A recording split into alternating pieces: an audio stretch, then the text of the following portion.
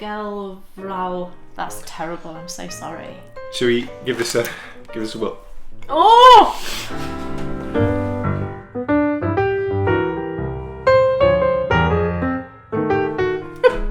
Oh!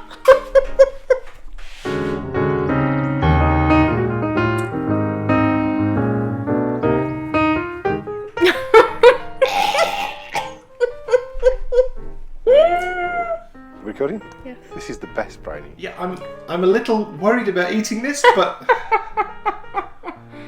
It's called Plop. It's so exciting. Okay. Pear, I'm hoping just to sort of whip these out.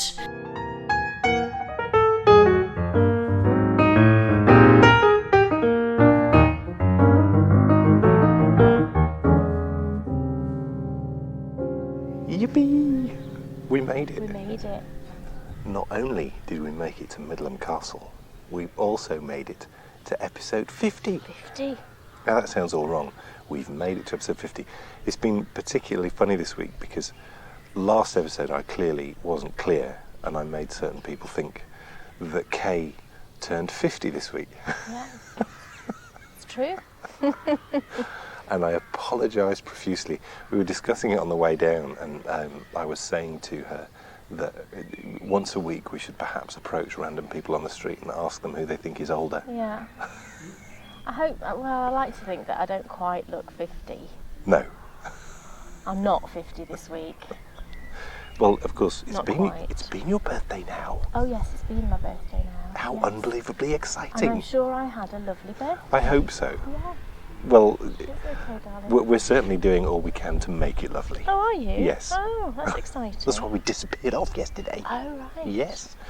So yes, we're here at Midland Castle. I was even panicking today, actually. That's why I made the sensible... Oh, now, what was that? Is that bird that's just flown? Yeah, it's a particular bird, but I'm terrible at identifying birds. Well, not... I don't think that's right. Is it not right? Because didn't you... We were out the other day and you said, I think that's a great crested grebe or something. I might have made that up. And I said, you're making it up. And you said, no, I'm not. Well, I don't know where I plucked that from, but I seem to think it was right. Neither do I. Classic. But we have made it. And we're... Bryony, do you know why we've come here? No. Well, it is, of course... Flowers? To pick flowers. It's Yeah. true. Bryony's making a little bouquet of daisies and buttercups, aren't you? In your... I need to get it there. Yeah. We've come here because it's part 2 of our series on the founding fathers of Great Britain. So let's get cracking. Okay.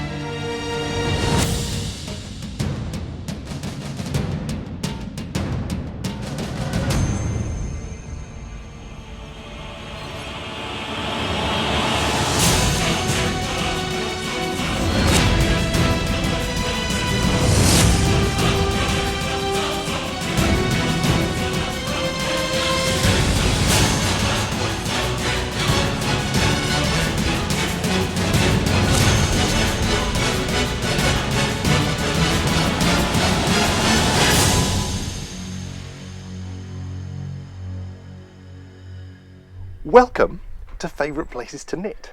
It's episode 2, and today is all about the end of the Plantagenet reign and the birth of the Tudors. But you meet me here in Midland. It's a beautiful Yorkshire town, and it was actually formed in AD 69 by the Romans. There's a river here, and it was a very important crossing. So the 9th Legion, actually a very famous legion, they built a little castle here, and that castle developed into the town of Midland. let's take a little stroll along some of the really typical streets that you'll find in Midland and in many of the towns around the Yorkshire Dales that were set up around the same time, so it's all around the Middle Ages. Now that is not the street name. Just to the right there, it's telling you what's in there. We shall say nothing more. coming down here, we're on our way into the town square, which is also the market, and the majority of the large towns across the Dales have a market. It's where the farmers would come and have done for generations to sell their wares on particular days of the week, and here it is, the market square. Most buildings in the old part of Midland, which we just walked through, were built around 1600. Though the old rectory, where the priests used to live who used to take care of the church, has some medieval elements incorporated into it. In 1607, it's documented that Midland was important enough to have a royal court, and all residents of the Forest of Wensleydale fell under its jurisdiction. In 1069, the settlement here was acquired by a man called Alan Rufus, and he built a castle just up there on that hill. It was a traditional Motte and Bailey castle. A couple of hundred years after that, though, a very important family married into the ownership of the castle, and they were the Nevilles, and that's when Midland really started to develop. Now, the Nevilles were very jealous of Windsor Castle, which had been built down in London for the king, and they wanted to develop their own Windsor, and they did.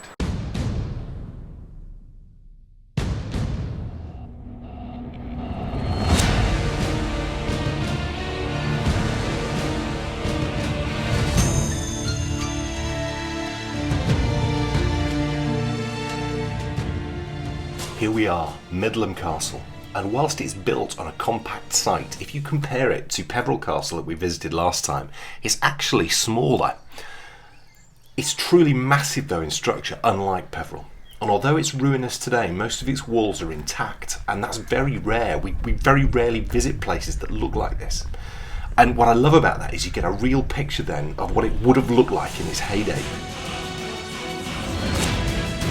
The castle consists of a massive Norman keep surrounded by a curtain wall to which were added extensive palatial residential ranges.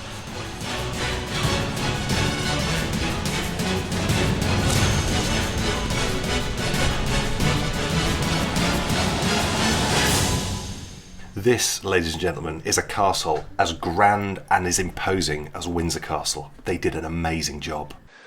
The Nevilles were a family destined for great power, and by 1461 the castle was owned by Richard Neville, the 16th Earl of Warwick. He was the richest man in England, second only to the king himself, King Edward IV, and coincidentally they were also great friends. Unfortunately for Richard Neville, he found himself in ownership of Midland Castle at one of the most dangerous periods of English history, the Wars of the Roses. The Plantagenets had split into two factions. Both felt they should be king. Now, Mrs. Jones. Hello. Mr. Jones, do you have any idea why the Wars of the Roses were called the Wars of the Roses? Is it something to do with the Yorkshire Rose and the Lancashire Rose? You're absolutely bang on the money. Am I? Yes, in the Middle Ages, anyone who was anyone had an emblem. You had a badge that you stuck on your shirt and that you also stuck on your shield. Yeah. And the House of Lancaster had one rose and the House of York had the other rose. And that's why they were called the Wars of the Roses. I never thought it sounded right though when I was studying it in history, because roses are beautiful things, aren't they? And they shouldn't go to war. On a warm summer day in 1461, a young man strode through this gatehouse. He'd come to spend time with Warwick the Kingmaker, Richard Neville. This young boy, aged just 11, arrived here to learn the ways of knighthood from Richard Neville. This boy's name was Richard, and he was destined to be the last Plantagenet king of England. But before then, he had to learn the ways of knighthood and being a soldier. So he stayed here at Midland for the next 5 years. And whilst he was here, he also met and fell in love with the Earl of Warwick's daughter, Anne. Now, we're actually in the kitchens, and this was a big oven. Down there, there's some storerooms. I'll go and show you. You stay there.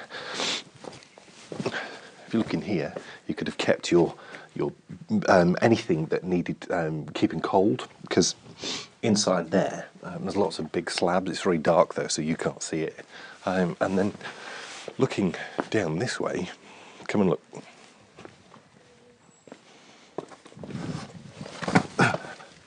What we've got here is a great big wheel, and there would have been a wheel running around that channel, and in the middle, that's what they would have used to grind grain. Someone would have been pushing it. Over here is a bread oven. So that would have been heated up. You would have put your bread inside there. That most definitely would have been making bread for Richard III. Amazing. Richard and Anne began a 10-year love affair, and this will have been the building which an awful lot of their courtship took place in. Now, not down here. Down here was the cellar. These were the pillars which held up the floor above, and the dining hall, the grand hall of the castle, was in the building directly above where I'm stood now. It's amazing to be here in this space where someone so famous and so important fell in love with their wife and then obviously went on to become king. So let's try and follow in the footsteps of those young lovers, head up the stairs and take a look at the grand hall where they would have spent their courtship. You can use these steps put in by English Heritage who take care of the site now, and they've put a platform on the same height as the grand hall. This is what it looks like now. This is how it would have looked for Richard and Anne. Breathtaking.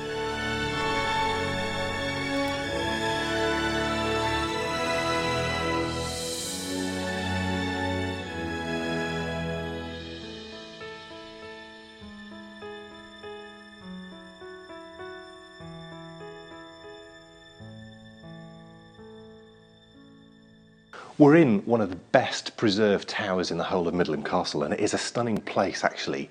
It's by far the highest standing of all the castles that we've visited, and I think that I've ever been to.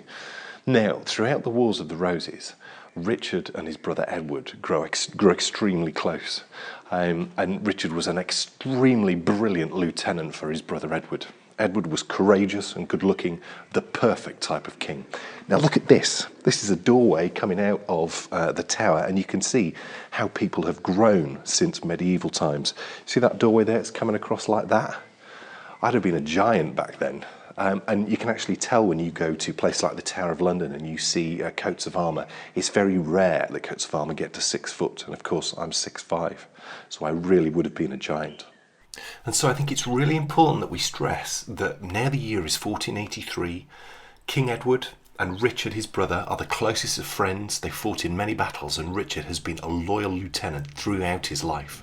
He's never held any aspersions to the throne. King Edward, though, becomes gravely ill and immediately names his brother Richard as protector of the crown after his death. It would be Richard's duty to rule until Edward's son was old enough to become king. But as soon as the king died, his widow, Elizabeth Woodville, began to express other ideas. She began to plot with the support of other strong barons the overthrow of Richard. She wanted power, and she would stop at nothing to get it. Now this is where historians differ greatly in their views. We are of course entering the story of the princes in the tower. We do not have enough time to do this story justice, but I will say this. Elizabeth Woodville and her barons knew that if they could get control of her son, they could get control of the country. Richard also knew that to protect his country, he had to keep control of his nephew.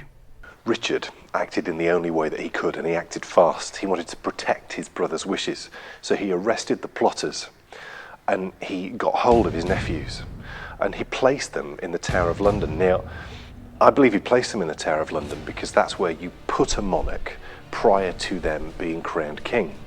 Unfortunately, though, they were never seen again, and it's very difficult to pinpoint how they were killed and who killed them. But killed they were, and Richard became king. When we come back, we'll discover the birth of Henry VII and how he arrived in this country, how he fought Richard III, and how he became the first of the Tudor kings.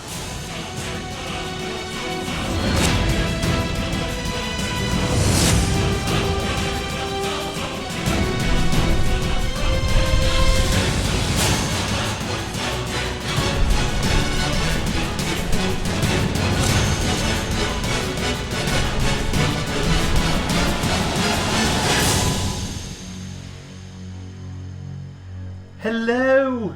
Hello. Wasn't that fun? It was fun. Guess what? I've cast on a sock. Hold on. Da, da, da. I'm sock crashing. That's not fair. I haven't said what's on your needles. I know. Aren't I naughty? You can't show that yet. I can, because I was under orders again. And he's like, me. You know what it's like. I said, puff to that is what I said. Look. Oh my goodness. Yay. I haven't even said what's on your needles. Oh no. Look who's arrived. Who's arrived? It's Francisco in his hat. What? What are you... You can't see it, can you? I don't understand what's going on. He's down here. Is he? Yes, he is, with his hat on. He's in the sun. Oh, right. It's the okay. summer of socks. Now I understand. Have you officially pushed the button? On what? On the cal.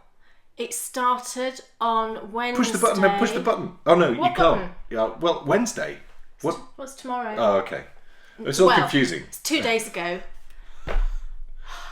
We're recording a day early this week. We normally record on a Wednesday. I can't go. However, it's my birthday tomorrow, which is Wednesday, so we're not going to record on my birthday, you know. So he said we'll record today, so it's Tuesday, which means the cal starts tomorrow, but actually when you watch this, it will have started 2 days ago. Oh. Did you get that? So the countdown starts for us now, Yes. but it's already started for everyone else. Yes. Yes. Go on then. Absolutely. Show a pair of socks. Shall I? Yes. Now, if I'm a bit croaky and a bit fuzzy, it's because we've all been ill and I'm still at the back end of this ill. So I apologise now. This is one of the many socks that I could possibly have cast on since you last saw us. I am not going to apologise. It's been fun and I've loved it and I'm going to cast on more. That's all I'm saying. Has it been fun? I've loved it, yeah. I feel like... Because to be honest, the other night I could have ripped those socks and never cast on another pair. Well, you don't have to, do you? Well, no, that's not. It's just because... I would have said the same thing about double knitting, but you persevere Well, and you succeed. I feel like this knit along has given me permission to cast on all these socks, because my theory is, you know, we've got 3 months, haven't we, to knit all these socks. So I thought, well, why not cast a load on straight away so you've got them all ready to work on? Yeah. You know, because we could do that with this knit along, as you know, because we can knit on things that are halfway done, as we said before. So I've just loved it and I've just been like, oh, I really like that yarn, I'm going to cast that on. Really like that, oh yeah, I'll cast that on as well. It's been madness. So this is one of the ones that I cast on. And it's a, well, I think it's classed as a DK, but it's a heavy DK, and it's Regia Igloo, and I will be able to tell you all the details because I have started a knitting journal. Dan's going to now laugh at me. I'm not. And why am I not going to laugh at you? For what reason did you use this knitting journal? Right, I'll tell you why I've done this. 2 reasons. One, there's a new paper chase just opened up nearby us, not far, and me and Bryony went on Saturday, and I just thought, oh, I like no book, I'm going to buy it. No sort of plan in mind. But although I do use Ravelry and I put all of my projects on Ravelry, I kind of like having a more tangible record of things, and I'm not actually on Ravelry quite as much as I used to be, I don't think. You know, I use it for pattern searching obviously, and I look on forums and I do all that, you know, and that's not changed and that won't change. But I just really like the idea of having this physical record. And also, you know, you're not always near an iPad or a phone, and sometimes I don't want to, you know, go on a mechanical device, and it's nice just to have something. Yeah. It's excellent. So, and what I love the most is just put a name on the front. Brian, No, don't try and claim it wasn't you. Brian No. said, it's not my writing, this is not my writing. I can tell you it is. Brian said, can I put your name on the front, Mummy? Lies. Said, oh, go on then. She sat That's there not my at writing. the table, she drew a little heart and she put her name on. So, And look, she did a picture too. Again, that's Brian. So I will show you. Is it really? I haven't got all of them in here yet, but this is just an example. This is my Harry Potter socks for Dan. This is a revolution, people. Loads of people do knitting. Put it in the bin. Yes. Lots of people do knitting journals, don't they? It's not unusual, I don't think. Oh, I wanted to sing then. I really had to stop myself. Sing. What were you going to say? I was going to do the Carlton. It's not unusual. I think it's brilliant. So I'll give you an example. I haven't put them all in here yet. I've just started this, but I'm working my way through. So this is the Harry Potter socks for Dan. So I say what the yarn is, what needles I'm using. I put on here, I'm doing a contrast heel and toe, so I've put those details. My cast on number, how many rows, and any little notes that I want to put on there when I've finished the first sock. And then I've put in, I'll show you, I've put in the ball band. I've put in a little sample of the yarn, and then this is kind of how it stripes. I just got Bryony's pencils out and I put a little example of how it stripes. And then Bryony drew me a picture of Harry Potter, which I think is super cute. Look at, look. Is that not cute? So here's my igloo socks. Oh, she needs to draw an igloo. She just needs to draw an igloo. So this, I can reference my book and tell you exactly what yarn this is. It's Regia Igloo Colour. In fact, we don't even need you anymore. I could do that. I know. It's genius. 08987 is the colourway. So that's the little page again. Look, I've just put a little, again, I did the colours and I put the ball band and I've just put a little bit of information in there. And I'll probably get Bryony to draw an igloo or an Eskimo or something. So I cast on 48 stitches with this. This is my, I say it's my own pattern. It kind of is really. I always historically, and I still do, use the lovely pattern by Tracy Darby. Hi Tracy. The Incredibly Easy Socks by Tracy Darby. When I did the tutorials for this sort of stitch count, I wanted to just have something that I'd done. So I kind of made up just a little recipe. So that's how it's striping, and I think it's so lovely, isn't it? It's really nice. I pulled from the other end of the ball for the heel because I wanted the stripes to continue here, and that was all fine. So it's 48 stitches, 3.25mm needles, and these are higher hires, which are fine. I really like higher hires, but they're just a smidge too pointy for me, and they stab my hand when I'm knitting, which kind of, irritates me a bit. And I have ordered some Chowgoos in this size. When are they coming? Well, they haven't arrived yet, have they? I chased it yesterday. I Oh. ordered them they were dispatched last Wednesday, not had them, and I chased it yesterday, and she said, oh, well, wait till the end of the week. Crumbs, And that's a if- while. I know, and if they don't come, then she'll resend them out, so that's a little frustrating, but can't do anything about the post. So I'm really enjoying this, and I think I knit all this kind of definitely in one day. This is really, really quick, these socks. Is that a burger? Oh no, look at my little, no, it's not a burger. That is a burger. It isn't, look at my, That's a Big Mac. Debbie's terrible, look at my little progress keeper. Is that not a Big Mac? Can you see? Tell me, people. Look, there's the burger in the middle. It's a scone. There's the Scone. burger. Let me look. It's not a burger. Look, that's a burger. It's cream, it's got cream in the No, middle. that's mayonnaise. It's a lovely scone progress keeper that I got from Deb. Very last strange, week. Deb, sending out burger Oh, progress. it's cute, and I think it's wooden. It feels wooden, or it Yeah. might be resin. I'm not sure. It might be resin. So I love that, and I thought it kind of matched the yarn. So I'm really enjoying that, and it's nice to have some thicker socks on the go as well as sort of fingering weight, because they go so quick and they're so fun and oh, lovely. And I've got another thicker sock on the go, which I'll tell you about in a bit. That sounds good. This is, of course, she's sock jacked. I did. This is, of course, I know we've already established it's episode 50, but wow. Episode 50. Amazing. I know. 2 years ago, we started a little we didn't even start a little podcast. We shot one episode. 2 years later, we're sat right here, and we're about to have, in fact, we're now halfway through the biggest week we've ever had. We started our Patron campaign a year ago. We promised Right. people when we hit milestone 3. Now, we haven't hit milestone 3 yet, but we promised people when we hit milestone 3 we were going to do something. And do something we have. We've already done it, haven't we? And it's going to be out on Sunday, but we'll speak some more, and it's going to be available to everybody. That's the most important thing. As a thank you to all of you guys for watching for the last 2 years. Our first sort of big budget Patreon project I don't know what to call it without giving the name away. It's going to be available to everyone. And then after that, it will just be available to patrons. But we'll speak some more about that later. You've already started What's on Your Needles, so I feel a little bit stupid saying now, Kay Jones, what's on your needles? Oh, right, okay, let me just do 2 more stitches. I thought you were going to have a go. Well, I can't ask myself.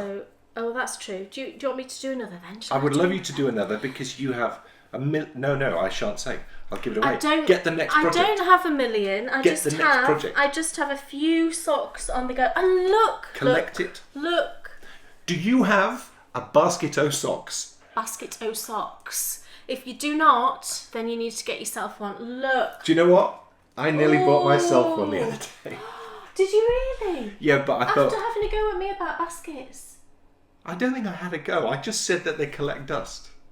Well, mine has not collected dust. Yet. Because I've used it every single day and I love and this basket. And at the end of the day, if it's going to have 3 months good usage... Do you know why I love this basket? Because this is just one project, isn't it? Is it? This is just one, to me, in my head, this is just one project. My socks. Yeah. So this is why I think I've not minded casting on more and more, and it hasn't bothered me that I've got loads of socks on the go because it's just one. I've decided. Get your next project. Okay. I'm just deciding which one. Which one shall I show you next? This one, I think. After all, this is the summer of socks, so we will let her off. So this episode is all about said socks. I've decided I do need to. That looks weird. Why? With a little, I don't know. It looks like a person. It needs looks like a little bird. Oh, it does. It really does. That's the head with the beak. Yeah. And that's the tail. Yeah. Oh my goodness. I've made a thing. I really, really need to get my head around the understanding of socks. Because it's annoying me as much as it's annoying you. We had a trauma with those blooming socks, haven't we, of yours? I think the problem is you do a little bit and put it down and then do something else for a few days, and then when you come back to it, it's like you can't really remember where you are. I can remember where I am. I know, well, you knit too many rows on the heel flap, didn't you? And I don't know how you managed to do that. Because I was reading off the wrong pattern.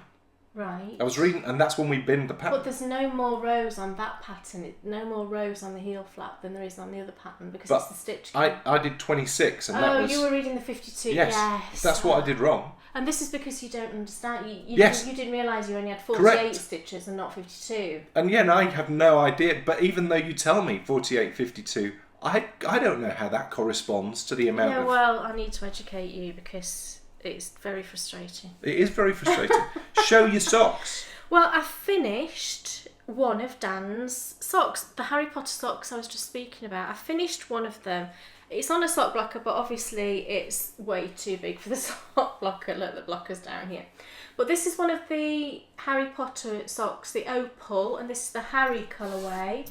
And I think it looks lovely. I decided to put in a red toe as well as the red heel, mainly because I don't think I was worried so much about running out of yarn. I'm sure I won't run out of yarn, but I just wanted to make sure that I didn't run out of yarn. And also, I don't know how this has happened, but I have like a formula for Dan's socks, and I know that normally I have to knit, I do 18 rows cuff, 50 rows down, no, historically it was 18 rows cuff, 45 rows leg, and then I knew altogether it was then 132 rows in stocking stitch before I get to the toe. Now I did that.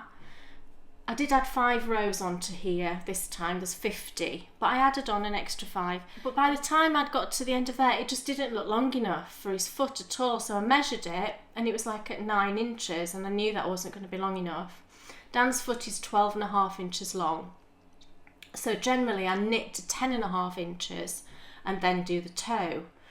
So I can only think that my gauge has tightened up just lately, which is odd, isn't it? Normally your gauge loosens over time, but for some reason, just lately, it must have been quite tight. So anyway, I knit to 140 rows on this sock, and that got to me to where I needed to be, and then did the toe, so one huge sock done, which I think is lovely. I'm knitting it on 2.5mm chow goose, and that's what I've got left of the cake. So I've got loads. I haven't weighed it or anything. It still looks like a little bird. Hello. So I've waited to cast these on until the 25th, until tomorrow, which of course will be in history now. So I will cast those on. It might not be tomorrow actually, because it's my birthday tomorrow and I don't know what I'm going to knit on actually. Haven't thought about it. I know what you should do. You should cast on a new pair of socks. I think I should cast on a new pair of socks. We're going to need to do 2 podcasts. Yes. We're going to need to do the Summer of Socks show, and then maybe we should do that for the patrons. Summer of Socks show. Maybe we should have. Maybe we should. That might be fun. The sock wouldn't it? update. Yeah. Because there'll be that much going on. And There already is. I have said before, but I love opal. Can I just say? Yes. I absolutely love opal yarn, and I just do. And I particularly like the older colour ranges that are now obviously discontinued and you can't get. But I think the way that they used to do, like for example on this just kind of looks different to the ranges that they do now. But I just like these older ones, so I'm always searching for the older colour ranges. So yeah, love finishing that. And Wonderful. I'm looking forward to casting on the second one. Exciting. Oh, I'm stabbing myself. Don't do that. Dan Jones. What? What's on your new bag? Oh, well, speaking about cakes, she just mentioned this cake. By now, we will have established if I can still bake cakes. Dan's going to bake me a cake. I used to bake cakes when I was young. I used to bake cakes a lot, which is very odd. Or maybe it's not. But it just doesn't seem normal. I just wonder how many of my friends... I can't think of many of my friends who would also do a bit of baking. No, and I have to thank... It's not a sort of teenage boy activity unless you're that way inclined and want to go into that sort of industry. Which my middle brother did. So maybe that true. sort of took us a bit down that route. But I think it's all down to my mum. So thanks, Mum. She was always, pushing us. I remember cooking a roast when I was about 12. I didn't do a very good job. No. But, it felt like such an achievement. Well, it is. It's all about timing, isn't it, with a roast dinner? Yeah, but do you know what? I think we've established we're not really that keen on them. They're a bit of a faff, aren't they, roast dinners? And traditionally, we always It's used a to lot have... of work. It's a lot of work for a Sunday dinner. Do you know what And there's other things. we all mean when we say that? Is this just an English thing? So Sunday dinner, a roast joint of something. Of something. And then vegetables. Vegetables, and sometimes roast potatoes, sometimes Yorkshire puddings, depending on what roast you're having. Stuffing, more than likely, will appear. If you were to go to Nana Wendy's, the quality of the roast is always judged by the amount of vegetables that Steve serves up. Gosh, and I have sat at his table when he's actually served up double figures of vegetables. I know. What I mean by that, obviously, crazy. is 10 or 11 different types of vegetables. Yeah, I know. Amazing. What is on my needles? Well, it's the speargrass hat. Looks different to last time, that Dan, doesn't it? Yeah, I dyed it. I was partway through and I thought... He realised that I was correct in what I said to him initially when he chose the previous yarn, but he had to find out for himself because that's what he's like. But I didn't stop using that yarn because of the reason that you said. Oh, what reason? I said it was too busy, really, for the pattern. Yeah, and I stopped using it because I just didn't like the feel of how it was knitting up into the hat. Right. I'm not certain if that yarn will suit a hat. Oh, right. I have a feeling it might be just a tiny bit itchy on hair. Oh, right. It was a bit rustic. Yes. Maybe. So, right yarn, right project. Kay's spoken about that many times before. I think that's key, isn't it? You could get some amazing yarn, knit the wrong project with it, and you're done for. The Yarniacs always say that. The lovely Yarniacs. Do you all listen to the Yarniacs? I don't talk about them often enough, I don't think, but it's my absolute favourite. I say audio podcast, but it's one of my absolute favourite podcasts altogether. This is the Speargrass hat. It's by Susie Gawley. It's excellent. And I decided the other day that I was going to recast it on and knit it in a different yarn. So Kay got out loads of lovely yarns and I had to pick the one that I wanted. And I must admit I was drawn towards Susie Gawley's yarn. But she'd sent that to you. She did, but I said you could use it as long as the hat was for me. I said you're not Yes. going to give it away. But if it was going to be for me, then you could use it. But I believe that was my heart that was taking me towards that, because Susagoli yarn, Susagoli pattern makes sense. And actually, this was the one that, and this is Dreams in Fibre. It is. Clover. Clover colour. Clover colourway. Yeah. Yes. Yeah. Amazing. It's really great. I mean, it really does look lovely. It's beautiful yarn. It's superwash DK, I think. And it only has, but it's only supposed to have a short rib, this. Oh, really? Yeah. So Superwash merino. Rib it. Look, it's only short, that rib. DK. Oh, yeah. It's because the rib goes into the pattern, I think. So I'm just So it's keeping lovely that. Erica's yarn. Oh, we love Erica. Oops. Throwing it away. So I will, by the time of episode 51, have started doing the holes. Doing the holes. Yes. Yep. Which is, of course, the whole reason why I'm knitting this. This is my forfeit. I am knitting lace, and I'm proud to be knitting lace. Are you ready for another project? Now, you're going to throw a curveball now, aren't you? Why? Because you're going to show... A sock. So, yeah, I cast on yet another sock, and I think I did this yesterday. I think it was yesterday I just cast this on, and I wound this yarn a little bit ago, and the ball band is somewhere floating about in one of my yarn bin things upstairs, and I can't find the ball band. But the yarn is Misty Alpaca's hand painted sock yarn. I've hoarded this for a while because I think I spoke about this yarn once before. It's quite expensive. So I've kind of been hoarding it, but then, you know, it's the summer of socks. I just thought, oh, why not cast this on, really? So it's the mix of fibres I've not found in any other sock yarn. It's alpaca, merino, silk and nylon. I think I've got that right.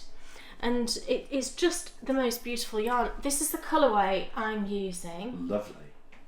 And it's called Tilt-A-Whirl. What does that mean? Tilt-A-Whirl is in a fair. Yes. Yeah. But what is it? I didn't know what it was. Well, Is it like a waltzer? No, is it not? a waltzer? A waltzer. What's a waltzer? A waltzer. Okay.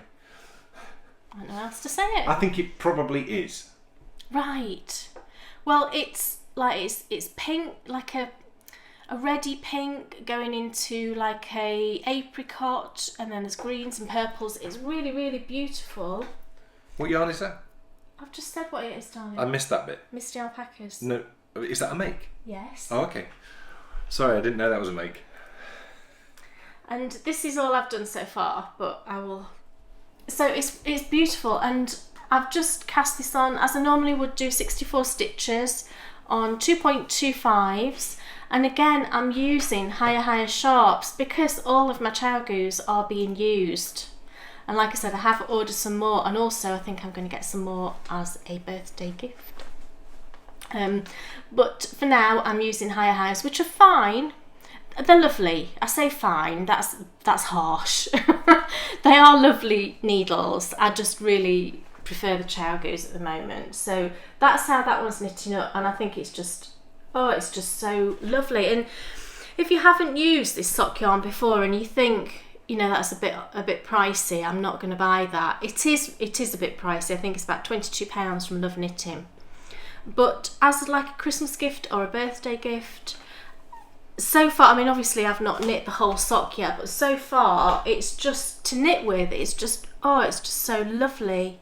It's soft and Strong. luxurious. Well, the silk will make it strong, and the nylon obviously as well. So it's got two things going for it on the strength front. It's lovely. I'm really, really loving that sock.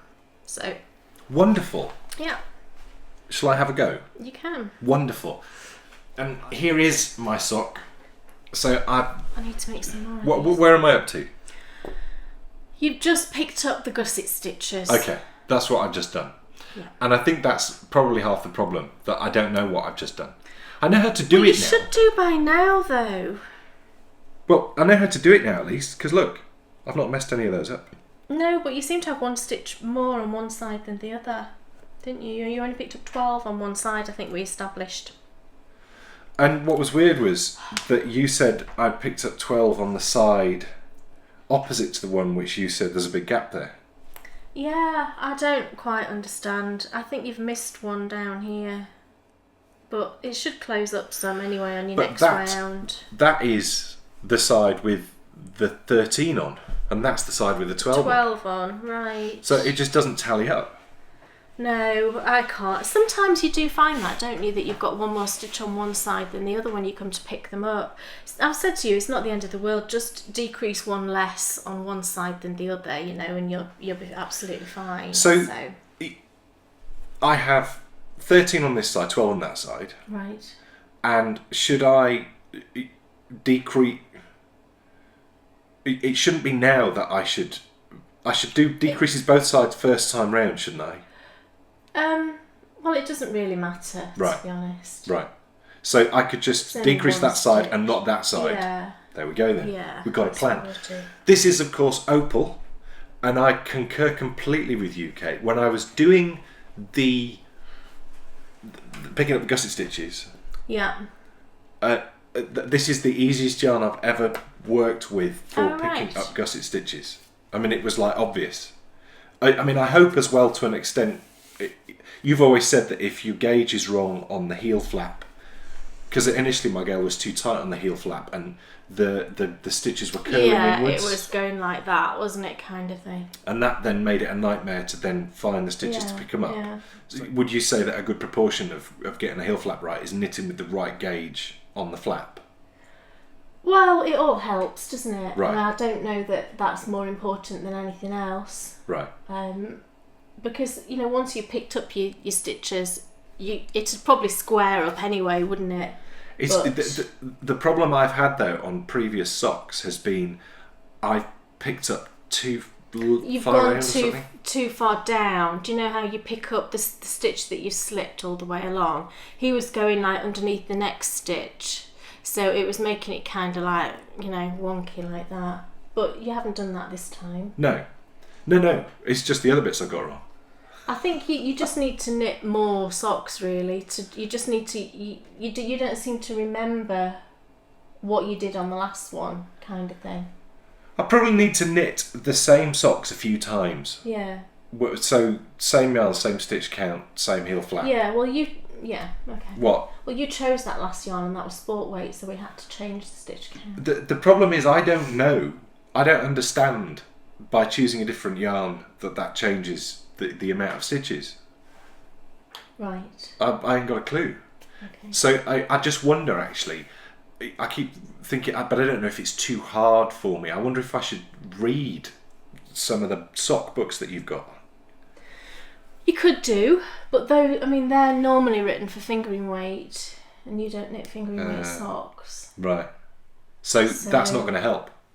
Well, it'll help with regards to things like techniques and things like that, but with regards to stitch counts, it won't, because you like I say, you don't knit fingering weight. Right. So. Right. Well. Maybe I just need to give you. What do you do then? What does a sock knitter that doesn't knit fingering weight sock? That's actually probably a beginner sock knitter, isn't it?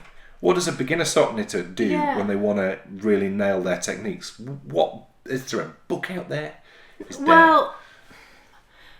Most sock knitting, books and patterns are usually written for fingering weight, aren't they?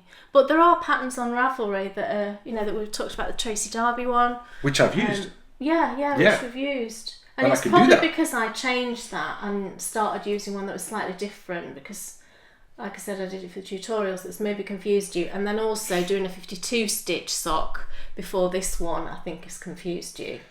And you don't realise that the numbers are all different.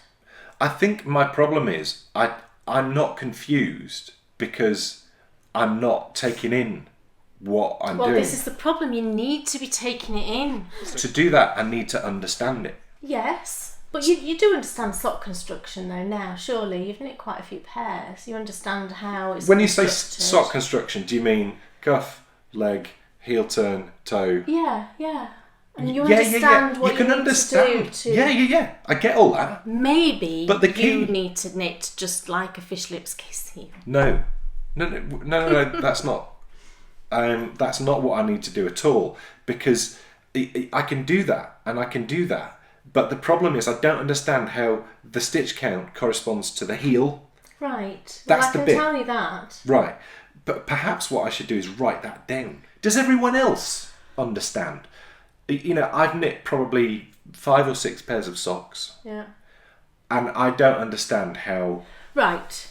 So my question to all of you out there is, if you're an early sock knitter, if you've knit sort of 4, 5, 6 pairs of socks, at what point did you get the understanding of how that corresponded to that? Right. That's I can explain it to you if you want me to explain it now, or should we do it later? So that's the key for me. I need to understand how a sock works with regards to the cast on and with regards to how that relates to everything else. And we're going to sort that out so that I can...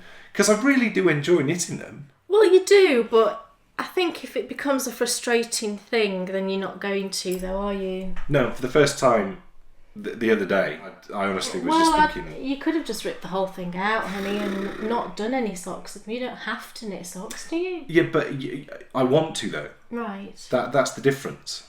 You know, it's something that I can do. As you've said, I understand the construction and how it all works, and it's just a case of understanding that. Well, I'll explain that to you then. Cool, and I shall write it down. I shall give you a lesson. What else is on your needles? Apart from socks, the other thing I've been working on is my lovely sock yarn.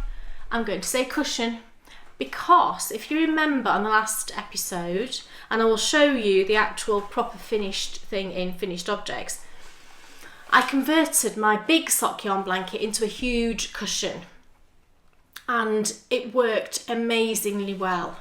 This cushion is fantastic. Bryony loves it. It's now her cushion on the sofa. No one else is allowed to use it. And because I'd done that, she suddenly said to me, "Oh, Mummy, the blanket that you're knitting for me, the pinky purple one, can that be a cushion for my bed?" So now the pinky purple blanket is going to be a cushion. So what I did was I got it out and I had a look at the width, and it was actually really too big to be a cushion folded over. So I took out 2 squares on the end, and it's now so that folded over. I mean, this is the whole kind of length at the moment. I'll sort of, oops, wrong way. That's the whole length. So it's 12 squares, this one. And if I fold it over so that it's 6 squares, then that width, I think, hold it back, it's quite a nice width. It's about 19 inches. So I thought if I got a 20-inch cushion pad, then that's perfect, because then it'll have that little bit of negative ease just to stretch it out nicely. What I'm doing is I'm basically just filling it all in, so to speak now. I think I need to add 1 more row this way, going vertically, and then that will make that about 19 inches. And then I'm just working away to, you know, to square it off, or to rectangle it off it will be. This one, the squares are bigger than on my other blanket. I cast on 43 stitches for this one, and I'm using 2.75mm needles. And I really like the size of the squares. I've added a few squares, I think, since you last saw it. This one and this one are both from the new West Yorkshire Spinners range, the Cocktails range.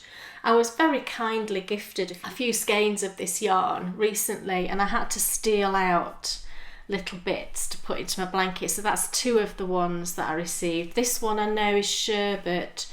This one, oh, I can't remember the name of this one. It's not mojito, is it? Because that's the green one. But it's the new Cocktail range. So I've just got 1 more of those to add in. And then I think this one's new. This one is, the colourway is called Neapolitan. Is it Spunky Eclectic? Have I got that right? It might be. And I just love those colours. Can't remember what that one is. It kind of looks like a Zauberball type yarn. Crazy. Yeah. This one is an Opal Mini from the Christmas cube that a lot of us got. Oh, yes. What does that mean? Will you be getting one this year? No. That's the reason why I said, oh, yes. Well, the main reason, if they do it this year, of course, is because I've still got all of the little balls left. You know, you only use a little bit when you put the squares in your blanket. And so I can use them all again really this year. And it was expensive. It was £50, which really, now I think about it, I think was too expensive for what it was. You said they were all samey as well. A lot of them were kind of samey, the colourways, and a lot of them I wasn't sort of mad keen on. So I really enjoyed doing it, and I'm not sorry that I bought it, you know, at the time, but I wouldn't buy another one. People created their own, didn't they? Yeah, and I think that's brilliant, and that's a great thing to do, because you could even kind of do it now, couldn't you? If you did it now and made your own little advent calendar of minis, you'd forget what you'd put in there, wouldn't you, come Christmas? Hold on. It would be a surprise. I should make it for you. You should, yeah. And somebody said that. The perfect gift. Yeah, I mean, you could just get 24 little paper bags, couldn't you? Put a little mini into each one. Put them in a basket. Could put it in a basket, yeah. Put a little mini into each one, number them. Could put Christmas stickers on or whatever, and you've made your own, and it wouldn't cost you anything probably. So yeah, I've been doing a bit of work on this, and I really want to get on with it now and sort of not get it finished, because I've still got quite a long way to go. I'm not sure how many I've got. I could work out how many I'd got. I might do that. I might work out how many more squares I've got to knit, and then I can break it down, can't I, and see if I can get it finished by the end of summer or something like that. I take it's my turn. It is. I like that one. Well, yes. What's that one? That's that. What is that? Nightcap? Yeah. Ha. I can spot yarn at a million paces. Oh, I'm sure you can. I really can't. I just know if it feels nice. I like it to feel soft, but have good definition. Right. That's what I like to knit with. And speaking of soft with good definition, that's that lovely Polworth, wasn't it? The Dreams in... Is that Polworth? What's the one, the BB8, Dreams in Fibre? Oh, no, it's not Polworth. I think it's a BFL. Right. We still haven't found a project for that. I think it's just because you want to find the perfect... I'm being bankhead drawn. Well, I said to him also, you could do the barley hat, isn't it, by Tin Can Knits? Do you know the one that's got the garter panel? I think that one would work really well. Well, I should have a look at it then. You've got a barley hat. This is a hat, and this is obviously what triggered off the double knit along. It's really good on the screen there. Look. Closed today, which is the 23rd. And I've drawn, Right. You helped me. It's 24th today. What? It's 24th today. Did it close yesterday? Oh, well, I closed it first thing this morning. Well, that's fine, because it's to the end of the 23rd, isn't it? So everyone had ample time. I wasn't early like some people were. Might have done that once. got into trouble. And I've drawn already, and we'll be announcing the prize winner. And it is, you can choose any of Nathan's amazing patterns. Cool. And this is one of Nathan's patterns. This is the Vanishing Point. And I've knit on this religiously every evening for a good hour up until about 4 days ago, when I just thought... You need a break. Well, no, nothing else was making any progress. So, Well, no, it won't be if you're just knitting on that. So I just thought I have to... It's tricky because it takes a lot of commitment. And it's not that I don't have that. I absolutely do have that. But I think when you have a certain amount of time a day to knitting, you have to sort of... Allocate it. Yeah. Because otherwise this would just... I mean, it would be all consuming. But it's great. I mean, it is really, really good fun to knit. And I must admit, I was sat last night knitting on the speargrass, which is a pattern, and a stitch pattern, which I really love. And I was sort of missing doing this. It's funny how you slip into habits. Well, I suppose it's not at all, especially me. Yeah, I'm a fairly... I like to do the same things at the same time most days, don't I? Well, I think everybody is routine driven to an extent. Are you routine driven? Yeah, and I think it comes from your childhood, doesn't it? Because children love routine, don't they? It's comforting having a routine, and I think that's why I stick to it. Yeah, I mean, I just wonder as well, not digging too deeply into the mental stuff, because we did that last time, but I just think right at this moment, I'm liking routine and the security of that.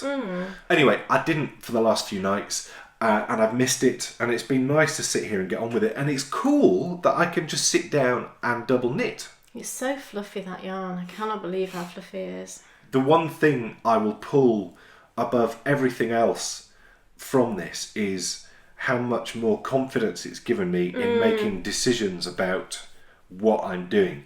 Because previously, up until I did double knitting, I'd never ripped out a project before.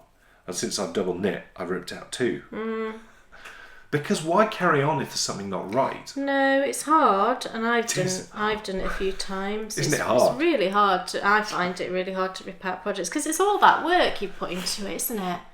But then if you're not gonna, if there's something not right, the yarn's not right. Yeah. If there's something not right, you might as well, because otherwise you're wasting there's the no yarn point and you're wasting your time. wasting more time. That's right. Yeah, and use that yarn for inevitably another project will come along where the yarn will be perfect for it. So the fabric feels really lovely. It does feel lovely. it's very soft, but it does just bother me all It that. has a cool feel about it, which Yeah, is interesting.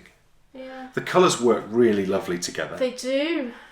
Yeah, it's And then very obviously pretty. the other side is right there. That's the Vanishing Point hat. It's by Nathan Taylor. I'm using 2 balls of knit by numbers, and and it's great fun. Are you ready with your next project? Yep. Which I'm guessing might be a pair of socks. It might be. Now, actually, you're going to look at this and say, But you finished that last time. you Kay. showed that last time. You can't show that again, Kay. I did not. This is the second sock of what will be 3 socks. It's a 3 sock project. I redid it. You know how last time I said that the 60 stitch sock was just a little too tight. So I'm redoing it with 64 stitches, and I've finished another sock, and I actually knit this in about 3 days. I was fairly monogamous. I just thought to myself, if I don't just do it and do it quickly, I just had a worry that I would never get these socks finished, and that would be really wrong because the yarn is so beautiful.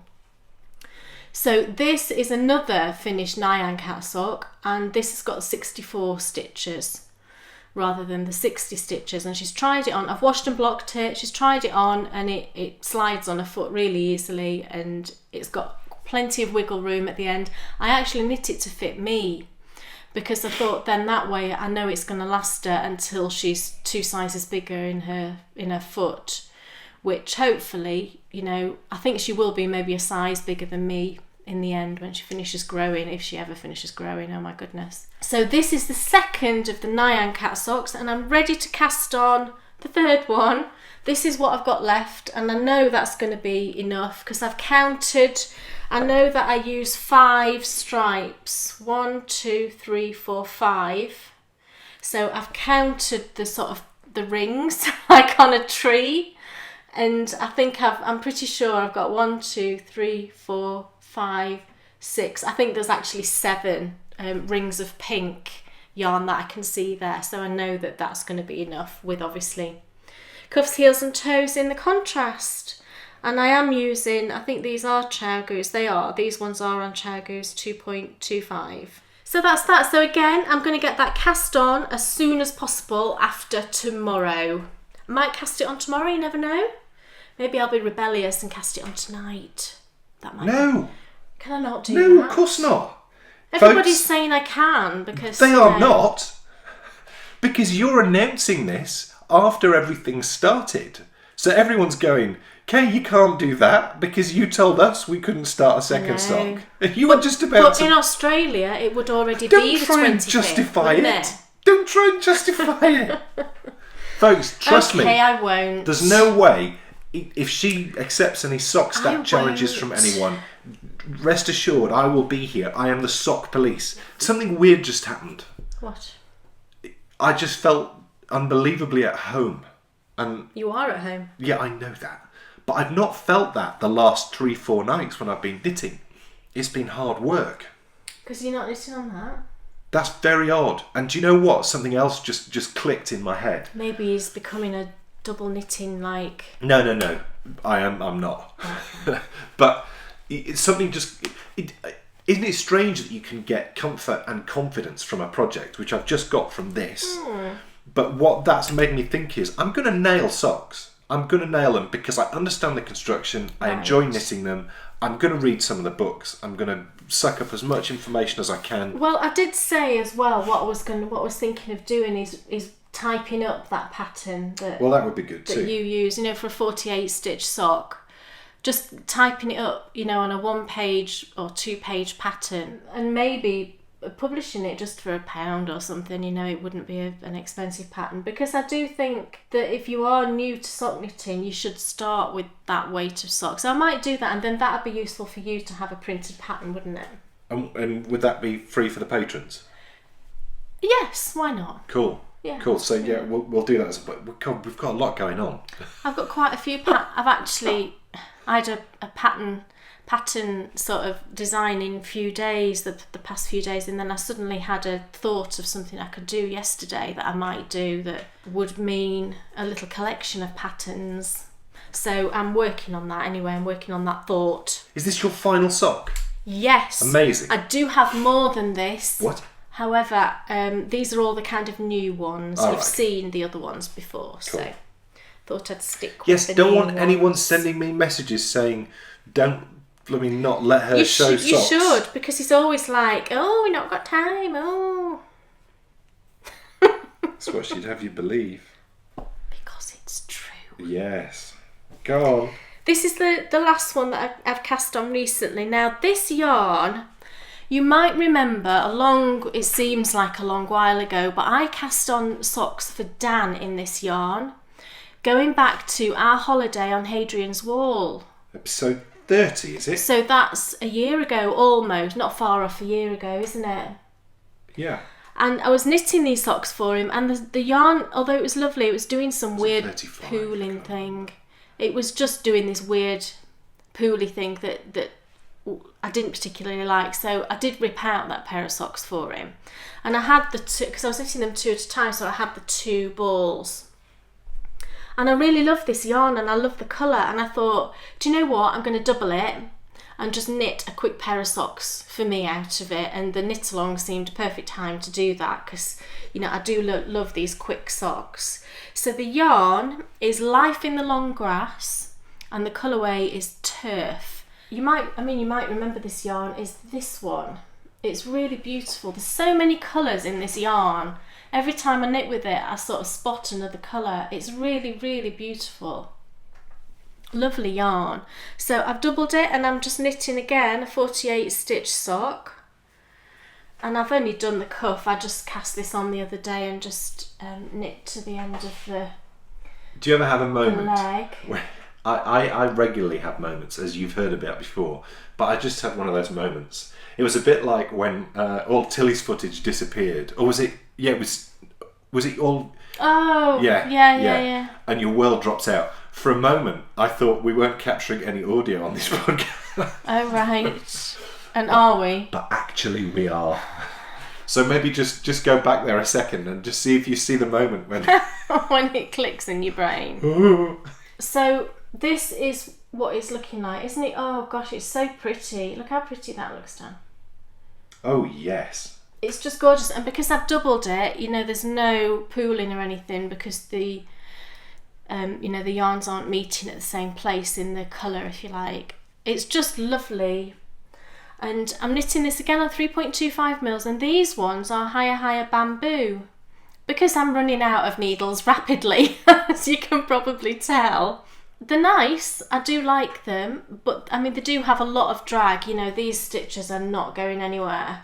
So again, I would always, if you're a new knitter, I think wood is a good place to start, because you're very unlikely to drop stitches, when you're knitting on wood needles with all the grip.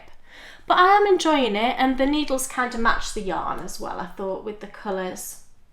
So these again will just be a quick pair. I'm hoping just to sort of whip these out, and I enjoy knitting these particularly at night, because it's so quick, and the yarn isn't, it's a thicker yarn, so when you're a bit more tired, you're less likely to split the yarn or whatever when it's thicker. Things that I just seem to find I like to knit thicker socks at night time. I don't know why that is.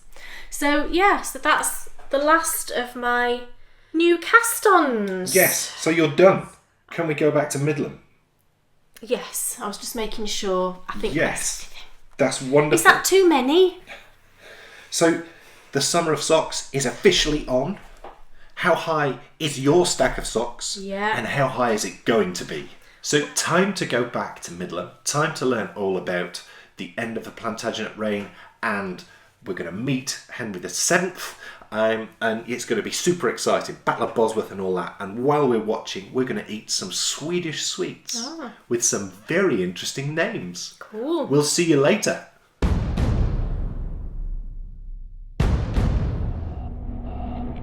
Welcome back to Favourite Places to Knit. It's part 2. It's 1483, the princes in the tower have disappeared, and King Richard is now sat on the throne. He's made Midland Castle his home, and everything is going along nicely. But where is Mrs. Jones? She's down there.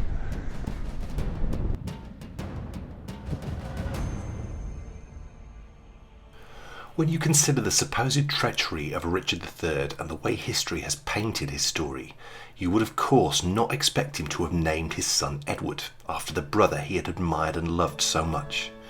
Richard and Anne made their home here at Midland. Imagine how important this little market town would have been back then. Their only son Edward was born here, and he was of course heir to the throne. But just 1 year after his father's coronation, Edward died. It was the 9th of April 1484. The young boy would have walked and played within these walls, and I can't help but imagine when he was in this castle where he was when he drew his final breath. It was too much for Anne to bear, and she left Midland never to return. Mentally, she took a dramatic downturn, and within the year she had contracted and died of tuberculosis. On the day of her funeral at Westminster Abbey, there was an eclipse, and many saw this as a bad omen for what was to come, and they were exactly right.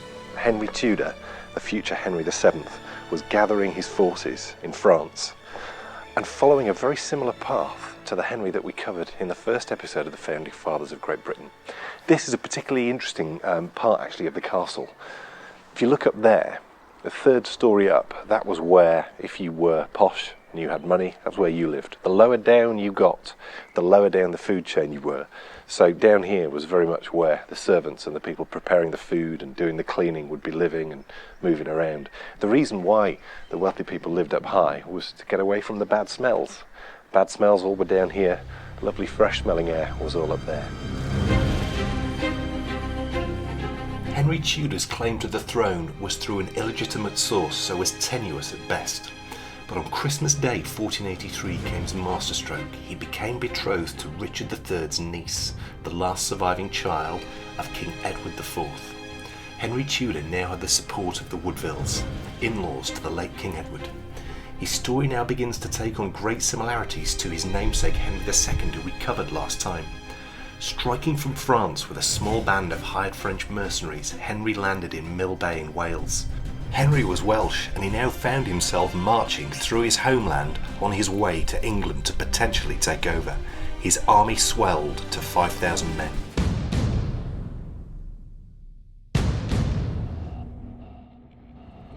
Henry knew his only chance of defeating Richard was to draw him into battle quickly.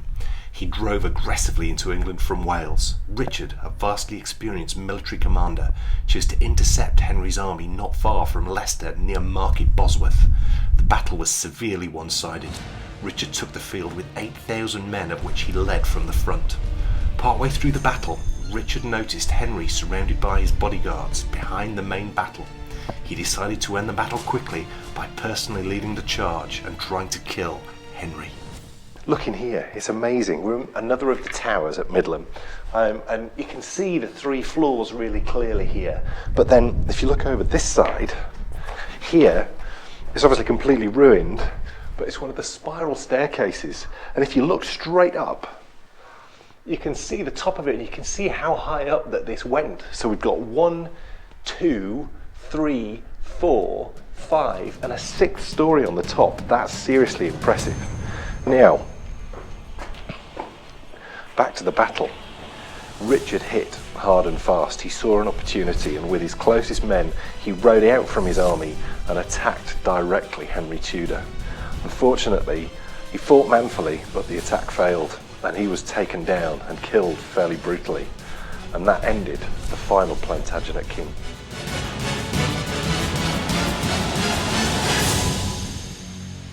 And so was born the start of the Tudor dynasty. And in the next favourite places to knit, we're going to look in great detail at their most famous monarch. And it's the first queen that we're going to have spoken about, Elizabeth I. But, of course, we have the history of Richard III that I think we do need to touch on. And it is, I think, one of the most important things when you read history is that the history books are written by the victors. And the victors in this situation was Henry VII. And they wanted to make sure that Richard was seen as a nasty and mean man, so that the populace of Great Britain would accept the Tudor reign with open arms, and they did.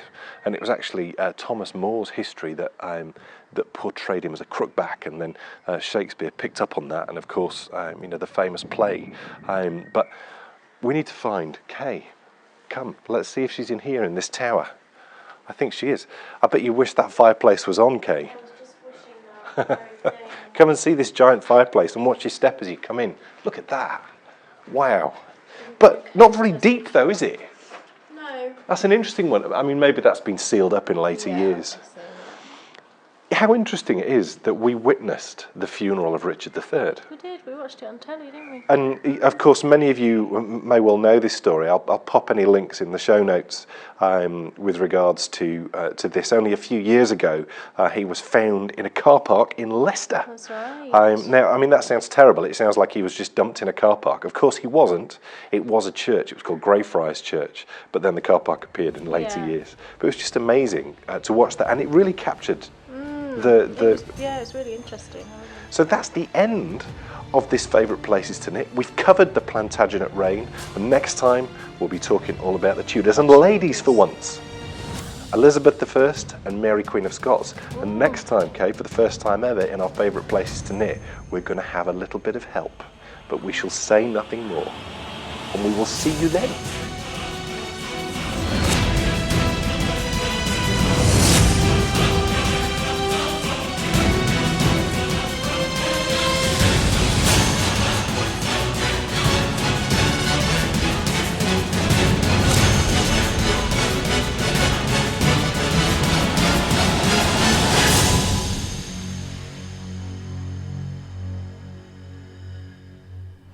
Welcome back. Now, I'm worried she's about to produce another pair of socks. No. You don't have any more socks. I do. Do you? Yeah. But we showed them last week. Oh, not last week. I've already showed. I've got 2 more pairs, but you've seen them before. We should have saved one. I've held those back. It's time for what's in your sweetie jar. Oh, that's yummy. Oh, Yes. now.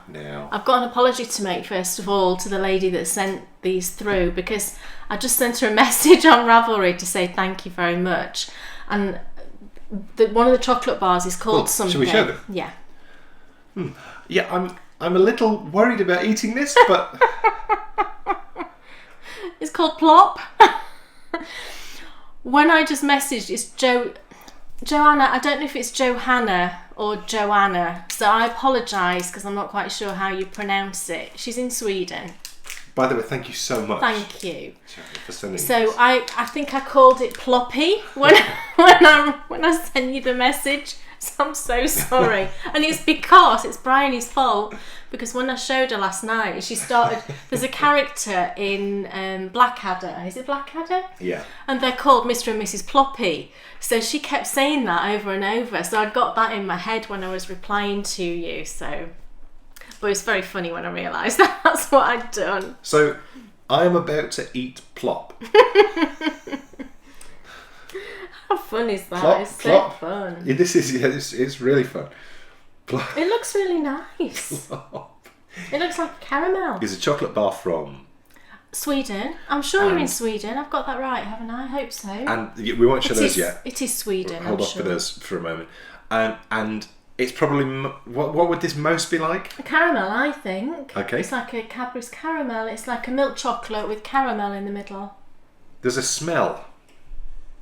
Smells like chocolate and caramel. There's a smell. There's a familiar smell.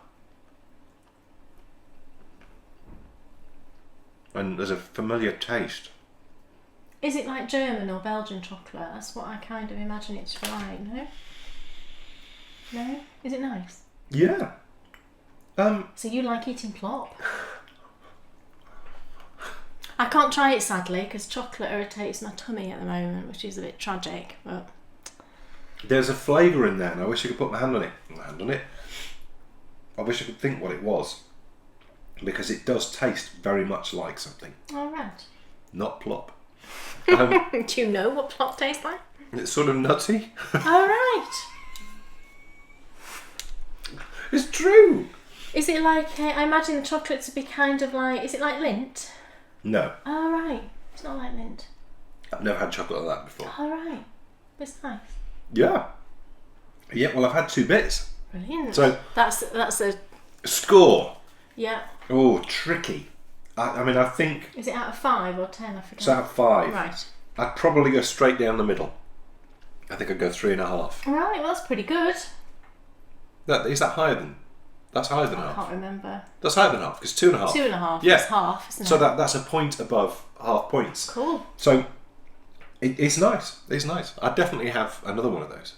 Yeah. Now then, we also have, and now we can't compare this to anything. Although did she say that this is licorice? It's the salty licorice. We have had the salty licorice before. This is going to haven't be we? good, isn't it? I need to prepare. I do. Well, I have had salty licorice before. Not this shape though. It's like. Right. I have had, when I was on holiday, I got given traditional Finnish licorice. Right, so okay? it could be like that, won't it? It looked nothing like this. No, they're in like a diamond shape normally, Yes. aren't The fact that this is white. they? Is that salt all over it then? Well, I have no idea, but I'm excited. What are they called? Oh, well, I can't pronounce it. Is it It's called jungle. We think that says jungle in Swedish. Is that right, Joanna? Is that right? Jungelvral. That's terrible. I'm so sorry. Shall we give this a look? Oh! Oh!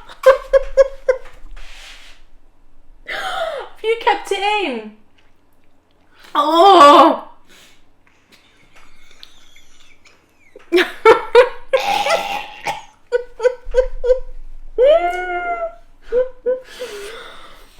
Oh my gosh! Have you got a drink?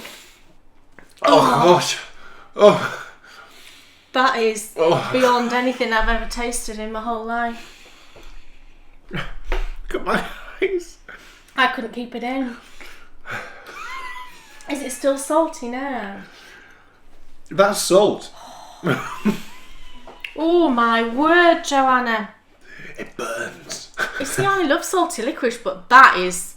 I mean, now I get a licorice I flavour. wonder if Steve would like those. We should send some to him. Yeah. Now I'm getting a licorice flavour. Right. I love licorice. It's one of my favourite Oh. flavours. It's getting the nose like you do when you eat the diamond ones. Ah, right. You I get- love the diamond ones. When you breathe out, you get the... I can taste it in my nose. It's weird. It's like it goes into your sinuses. I knew that was going to be full on. Oh, that was bizarre. That was like a Downton Abbey moment. Do you know when Yeah. she put salt in the pudding? Oh no! I thought you meant. It's like that. I thought you meant when he he did the alien thing. No, That was no. brilliant. No. She once put salt, didn't she? I can't remember the cook's name. How dreadful is that? Mrs. Patmore. Was that when she was struggling with the rise? Yes, and she put salt on the Is that season 1? meringue, wasn't it? It might have been season 1, yeah. The, Well, the score has to be an agreement between the I two of don't us. think I can even score it because it's in my mouth for like a second, Okay. wasn't it? You have to score it. Well, I don't know how I can because I couldn't eat it, so it's got to be a 1, I suppose. Hasn't Okay, it? I would give that, for the sheer fun factor, I would give that 4. Goodness me. So, how do we split the difference between 1 and 4? 2. Jungle, or whatever they're called, licorice, which you think has sugar on the outside, It's but not it's sugar. not. It's salt. Scores 2 out of 5. And just, I think we need to bear in mind there that Kay gave that a 1 because she physically could not eat it. And I've enhanced the points slightly Because I think if I was being honest, I'd probably give it a 1 as well. But you did say, Johanna, that this is a taste that you either... Very much acquired taste. Go for it, you don't. I've got to say, though, that is the most fun I've had trying a sweet. Thank you. She also sent me some yarn from Sweden as well, which is fantastic. And she also sent more sweets, which will be coming in a later episode. It's time for What's Off Your Needles? Ooh. I can't wait to see what's off your needles. She's been finishing some amazing projects recently. Have I? You have. She's got 3 just lovely things. One of them is a part project, isn't it? But it's still finished. I'm so proud of you, you know. Well, I'll show you the biggest thing first. Do you remember last time? I told you, I've just spoke about it before, what I said I was going to do with my sock yarn blanket. Well, I did that. The cushion pad actually came about 5 minutes after we finished filming. So I did it I'm going to have to reach over that day. And look, it's huge. Shall I show you? I don't even know if it's going to fit in the screen. There we go. It's on the screen.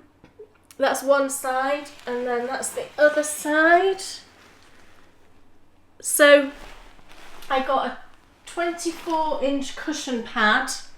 I'll put it down in a sec, but I just wanted to make sure that you'd all seen it.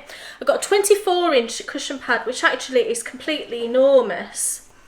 And all I did was I just folded my rectangle as it was in half. I put right sides together first of all, sewed up the side, just over sewed it, turned it the right way round, put the cushion pad in, and then again just over sewed the top. So there's no zip or anything like that in it, and if I ever needed to wash it, you know, I'd need to undo part of that sewing, but that's not a problem to me at all. And I don't know that really I'll ever have to not regularly wash it. You know, we haven't got really small children, we haven't got pets, so... And I'm, really pleased with it. And Bryony, like I said, absolutely loves it. And I did it's a duck feather inner, because I like being able to plump it up, once it's been sat on and squished, and being able to re-plump it. I do like plumping cushions. So that's my first finished object, and a complete success, I have to say. I'm thrilled that utterly legendary. I decided to do that. And I know when I put the picture on Instagram, people are like, oh, I want to do that. And sometimes, these big projects get a little bit too... Big. It's just nice to finish something, isn't it? And we will use that, and we are using that more than we would use the blanket. And you see it every day, and you appreciate it every day. And, every day I look at it and I think, oh yeah, that's a pair of socks, or that's a shawl, or whatever. And that's really lovely. So I'm thrilled with that. And then I also finished my May block for my Stitching Time blanket. This goes. So there's my May block, and I think it came out so pretty. I love these colours. So this one I just knit in kind of all my favourite colours. The 4 corners are Wool Barn, and then the others are, this one is hand dyed by me, and then the others are just sort of random. So that's finished, ends woven in and everything. So I'll be ready to start the June one. Beautiful. And my bag's up there actually. And then the last thing I finished, and I don't think I'd even cast these on last time. The colour. But we were sent, I might have shown you the yarn. I might have cast them on last time actually. It was some hand spun yarn that lovely Erica sent us when she sent the BB-8 yarn. What's that? I can't get rid of the taste. And I just had to knit this straight away into some socks, and I knit these so quick. And look, aren't they lovely? Look how nice they came out. I'm sure I showed you these last time, now I think about it. Yeah, you did. Yeah. So these are lovely and finished, and I just love them. And I actually had plenty of yarn in the end. I have got, I think I've got it here. I've got that much left, look. So I like to use my leftover hand spun to make little hearts. I think, do you know I've done the pattern a few times. It's the Gnome is Where the Heart Is by Susan Claudino. I love that shape of heart. It's really pretty the way it's designed. So I always save my little bits of hand spun to make into little hearts, and I like to sort of put them with gifts or attach them to presents, things like that.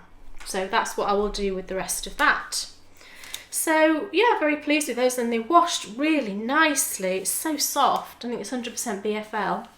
It's time for the next step in our Lego journey. How exciting. Now, this is 10 years old. Gosh, is it really? It is. You gave me this for my 30th birthday. Wow. Yes. That seems a long time ago. Thank you, darling. That's okay. This was the very first Ultimate Collector's Series ship that I had. And here it is. Whoa. Oh, look at that, Kate. This is an Imperial Star Destroyer. And the reason why Don't drop it. I am being very, very gentle with this is it's great and everything, but it's unbelievably delicate. It took a long time to build because it was the first time. I didn't have Bryony's help at the time because she was a baby. I mean, she was literally a tiny baby. baby. It was our first Christmas in this house. No, my first birthday in this house. Right. So we moved here in the April, was it? 10 years ago, just gone. Right. Yeah. Right. So we moved here in the April, and you can see me there. You can actually lift off. Yeah. The problem with it is... It quite often comes apart, doesn't it? I think, yes, and I'm going to just say that in just a moment. The problem with this is the top bit, and you pull back there, but this always comes apart. And there's a little cockpit in there, as you can see.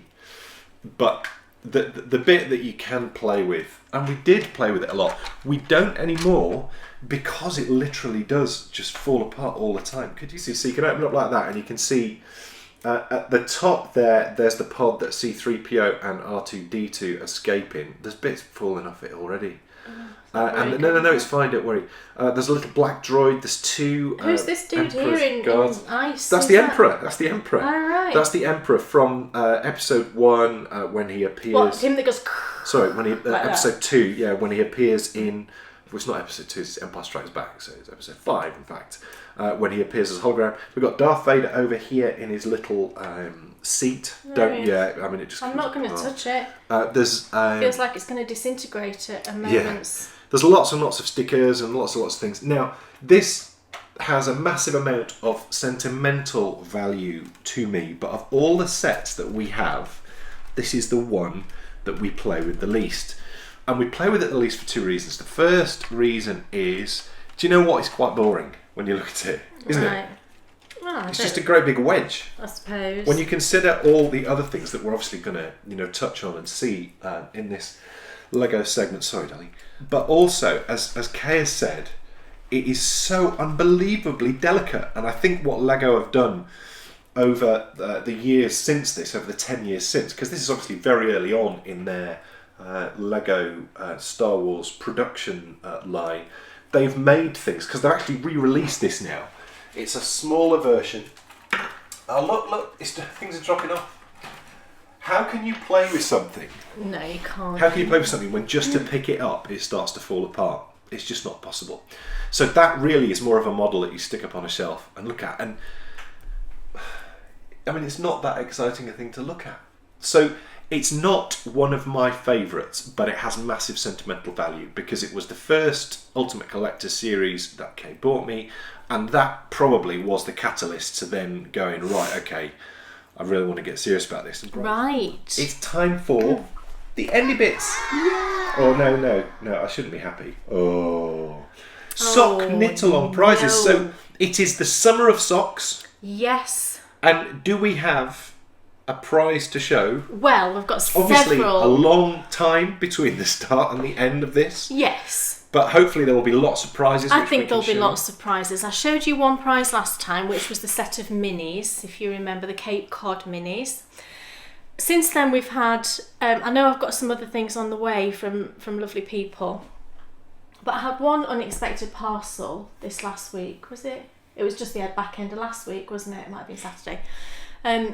from lovely Deb at Fondant Fibre, and she just sent this enormous parcel. For your birthday? For my birthday. She sent me some yarn for my birthday, but she also sent all of this that you can see behind you. It's prizes. As prizes, and she said just use it as and when you want to. So I'm not going to use all of this. So how many are you using as prizes? And we'll I'll show use those two of them. So which two? So you choose two of them then, Dan.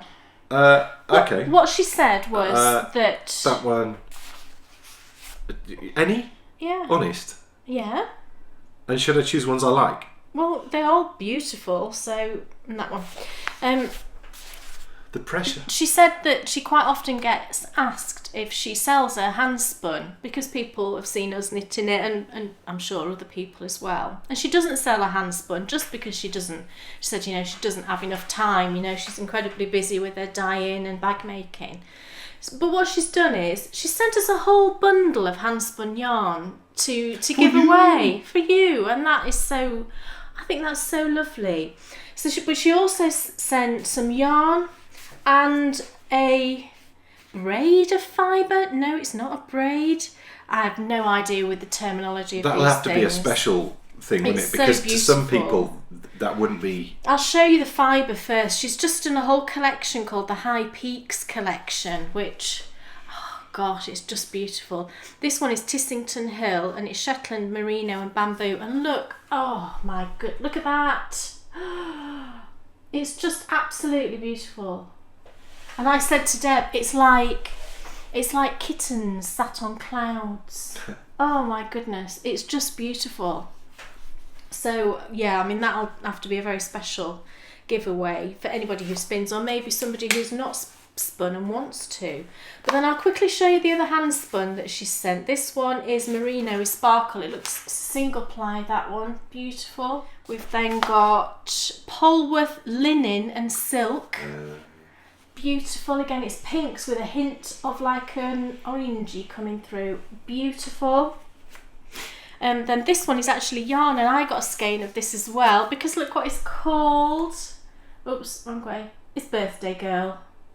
And this is Polworth. It's on her Potter base. I love that name.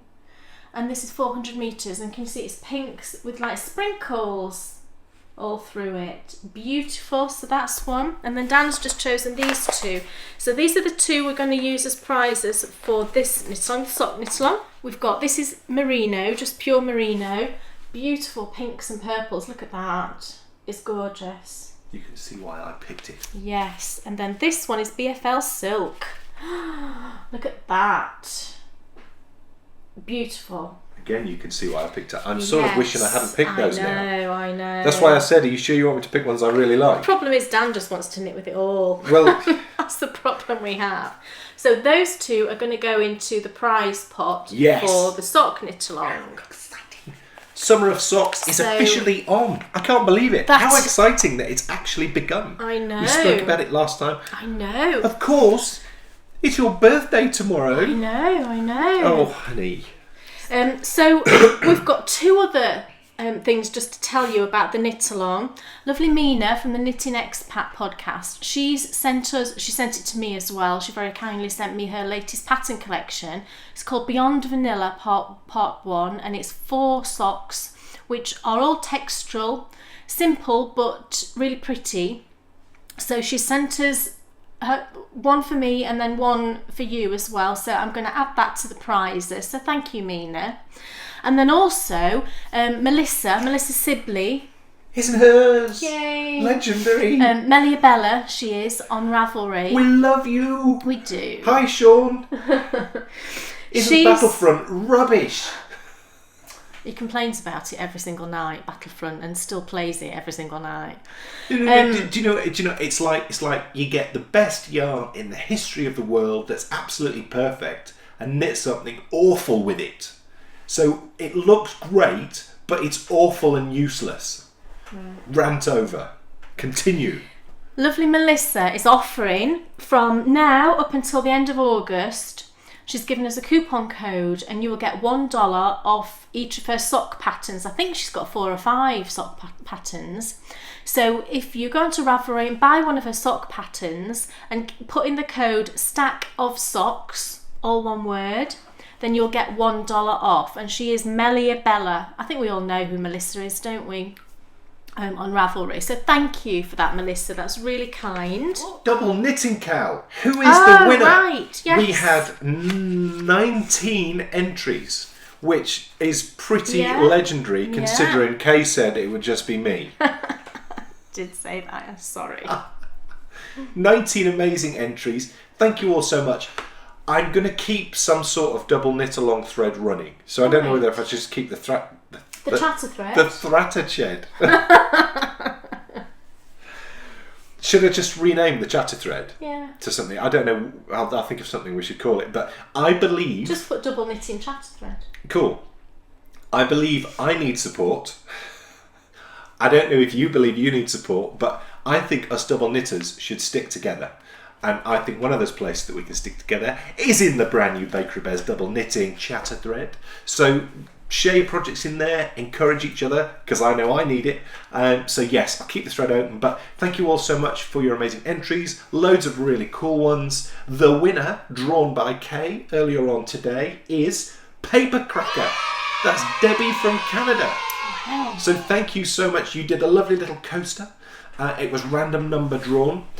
So really well done, Debbie. What you need to do, Debbie, is you need to go over to the Sockmaticians shop on Ravelry, decide which pattern that you would like, let me know, I'll then tell the Sockmatician and he will then send it to you. Perfect. So just Ravelry PM me whichever pattern that you would like of the Sockmaticians and he will then send it to you. And thank you, Nathan, for the support that you've given everyone as well in those threads. Cool. You have some purchases. Yes, the last thing, I was just making sure this is the last thing. You'll probably all know, but our lovely friend Zena opened an Etsy shop recently. She's hand dyeing yarn now. It's Little Yellow Uke Crafts on Etsy. There's her tag. And I had to go and buy some yarn, didn't I? I think she tends to do her updates every other week on a Friday. Is that what you said, Zena? I think that might be what you said. But just have a look. I'm sure it'll say on her Etsy shop. Or I know she said on her last podcast. I got 2 colourways. This one that you just saw, I'll show you that first. It's called Don't Break. It's based on Dirty Dancing. Do you know the scene where it's teaching baby to lift and he's in the water? And he keeps saying, don't break, and then she falls in the water. So it's based on that. So it's all the watery sort of colours with white, because she has a white t-shirt on. Maybe he was referring to his back, considering he had to lift her up. And no, she's very tiny. She's tiny, isn't she? And he was. Aww. I love the making of that, because they had to screw a box, didn't they? Swayze. I love Patrick Swayze. They had to attach a box to the bottom of that lake so that he could stand on it to give him something solid to stand on, and also get him to the right height as well. And they said it was an absolute nightmare sinking it and keeping it down there. Gosh. So that was the first one that I got, which is beautiful, really gorgeous colours. And then I also got this one, which is, it's called There's a Place for Us, based on West Side Story, is that correct? Yes. There's a place for us. Yeah, I knew the song, and it's this lovely colours. It's got like a mauvey purple, and then blues and greens, and a sort of goldy colour. All right, really pretty. So I think one of those is going to get cast on as well for the sock knit-along. Cool. I asked Bryony which one, and she chose the Don't Break. I'd choose that. Oh, would you? Yes. Right, now I don't know. Maybe I'll cast them both on then. I don't know.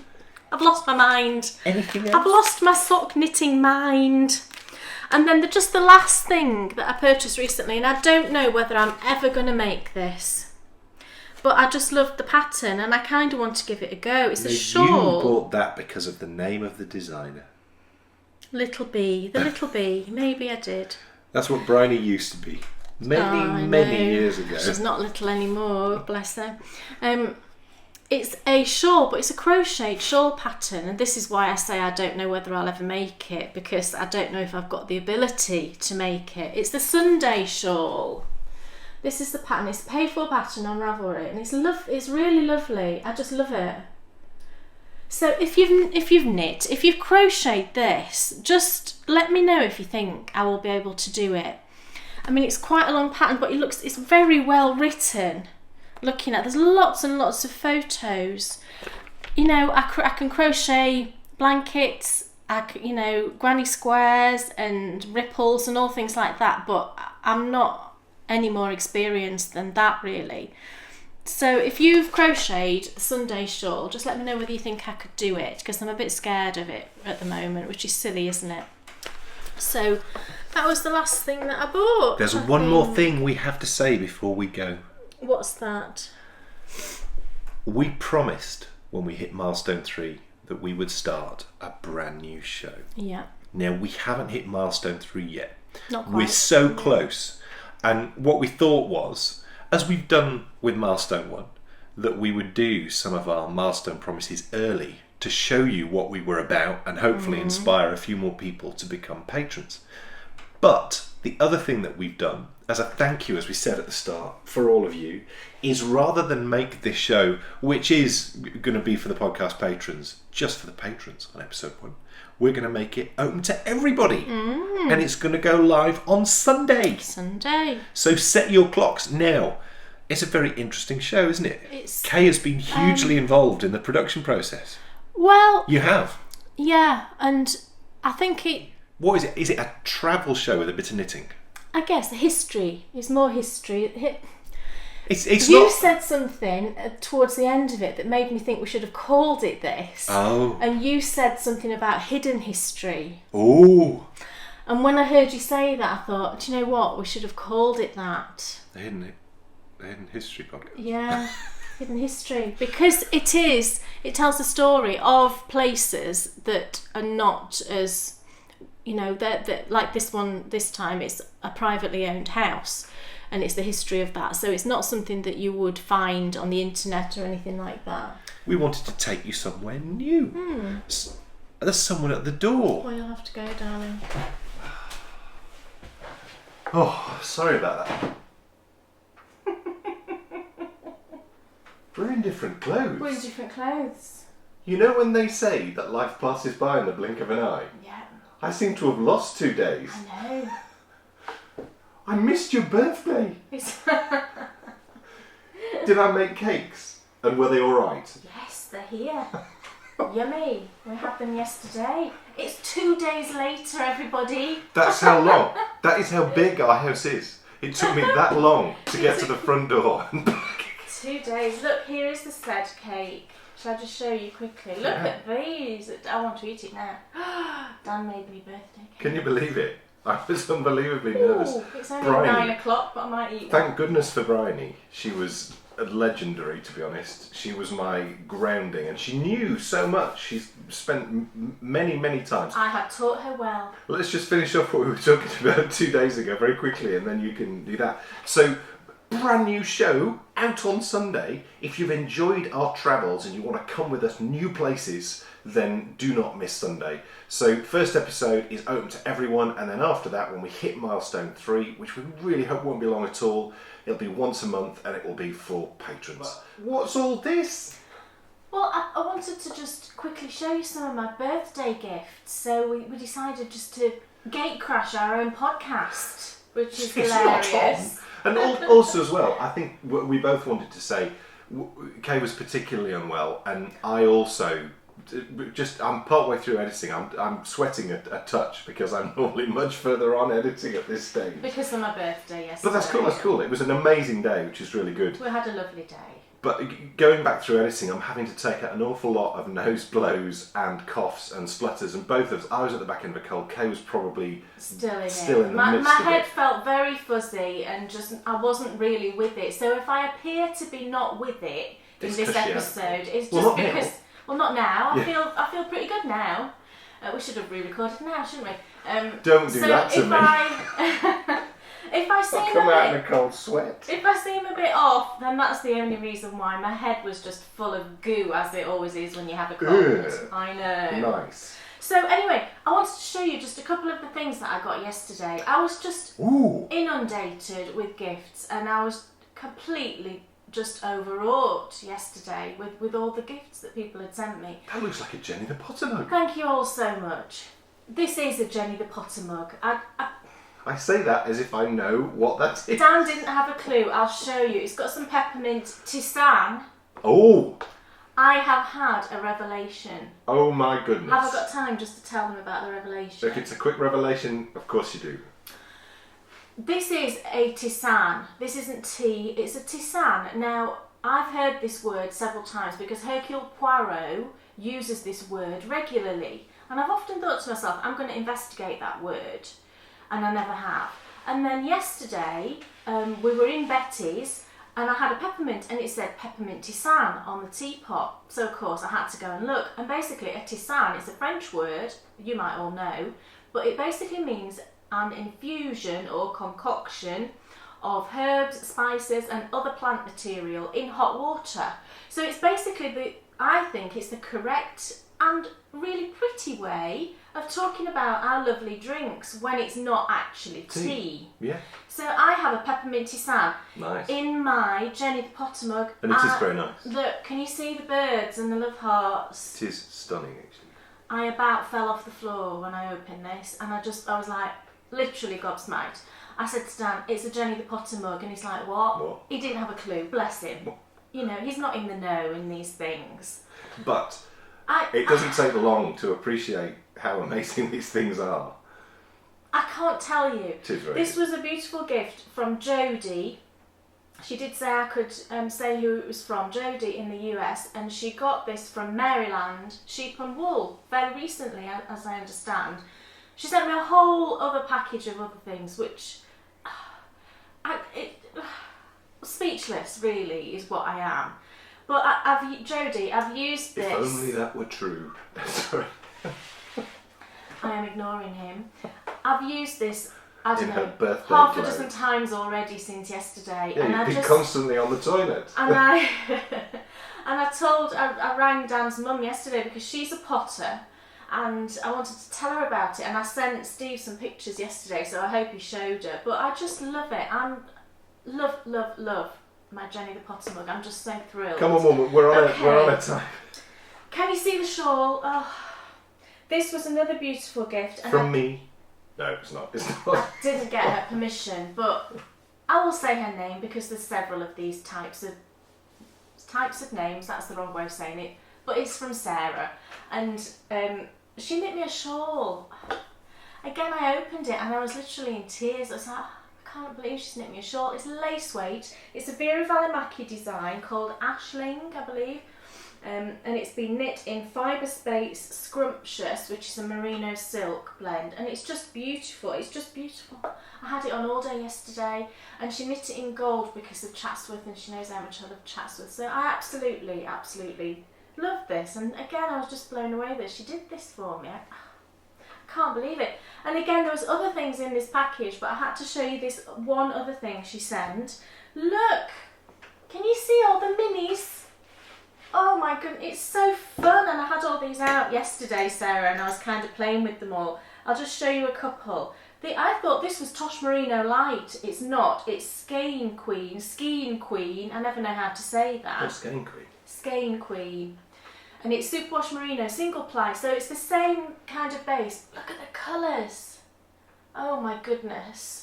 Just the most fabulous thing, and I just don't even know whether I want to use them. I think it's just so glorious. You could use them and then fill it up with others. Well, I could. Oh look, kiln a jar of minis. It's the way forward, people. Love it. And then another lovely Sarah sent me a skein of yarn, which was so appropriate. It was unbelievable. It came from Twisted Stitches Limited that I hadn't heard of. And I've since gone and looked on their website, and it's fabulous. I really recommend you going and having a look. It's a UK site. This colourway is called Tea and Cake at Betty's. Which is what we had. Which is what we had yesterday. Yeah. I also had crushed avocado on sourdough bread, and it was really nice. Yeah. I'd have that again. In fact, I could eat that now. I'm not a fan of avocado, but anyway. Oh, I am. It's 100% Blue Face Leicester. 385 metres. So of course I had to wind this straight away in the morning and cast on, which is what I did. And I took it with me and knit it in Betty's. So here's the little bit that I did. I didn't get a huge amount done just because there were so many festivities yesterday. It was very festivitous. But here's how it's knitting up, and that's it in the cake. And could these colours be any better for me, really? I mean, honestly, fabulous. Absolutely love it. And I occasionally get this little pop of yellow or orange. It's just an absolute joy. So Sarah, thank you. I'm loving that. Very quickly, my sock blues are over. Look at that. The mojo is really coming back. Seriously, it really clicked. It clicked actually earlier on in this podcast, and then yesterday in the car when I was blitzing it. So lots of talk about socks, but I'm feeling good. And then I got a skein from Zena. Oh! This is her soprano. Is it 4-ply? Is it 4-ply? What do you mean? Oh, Zena. Zena knows what we mean when we say that. Yes, it's 4-ply, Zena. All right, woman. It's a BFL nylon, 75-25, and the colourway is Ripalicious. Again, perfect colours for me, isn't it, really? And it would make a fabulous pair of socks, or actually I might have other plans for this, so thank you, Zena. And then this was actually a gift from Bryony, but I ordered it. It was, you don't have to put that bit. This was a gift from Bryony. I got some minis from Felt Fusion. It's Felt Fusion on Etsy. And she's just done a whole range of Alice in Wonderland inspired colours. So I've got White Rabbit, the one in the middle.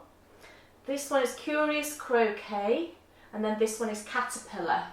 And they're fabulous. We must just say, because we're really running out of time. Yes, say about the shop. Say about the shop. This is the last one. The shop. It's amazing. Yeah, this is the last thing I'm going to show you today.